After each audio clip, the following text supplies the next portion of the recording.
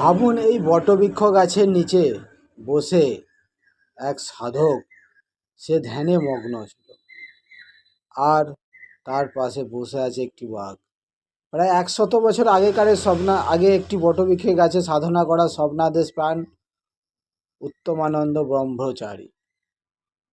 সেই সময় জায়গাটি ছিল ঘন জঙ্গলে ঢাকা এক শান্ত পরিবেশ। কথিত আছে, তার চোখের আগুনের কাছে রোজ পাহারায় বসত একটি বাঘ। এই বটবৃক্ষের নিচে যোগসিদ্ধিও হয়। ডুমুরদহের উত্তম আশ্রম শহরের কোলাহল থেকে পেছনে ফেলে রেখে প্রকৃতির কোলে ধ্যান করার ইচ্ছে হলে এটি একটা উত্তম আশ্রম। আশ্রমের পাশে এখনও দেখা যায় গঙ্গা, সেই পুরনো দিনের গতিপথ। বর্তমানে যা গঙ্গা কিছুটা পূর্ব দিক পানে সরে গেছে। পুরনো স্মৃতির কিছু অংশ এখানে আজও দেখা যায় এই ডুমুরদহে। এখানে পাঠশালার পরিবেশ খুবই মনোমুগ্ধকর।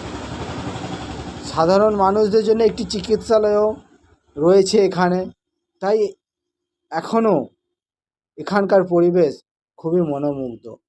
কাটোয়া লাইনে ডুমুরদহ রেল স্টেশনে নেমে মাত্র 2 মিনিট হাঁটা পথেই পৌঁছে যাবেন এই উত্তমানন্দের আশ্রমে। ভিডিওটি শেষ অবধি দেখার জন্য অনেক ধন্যবাদ।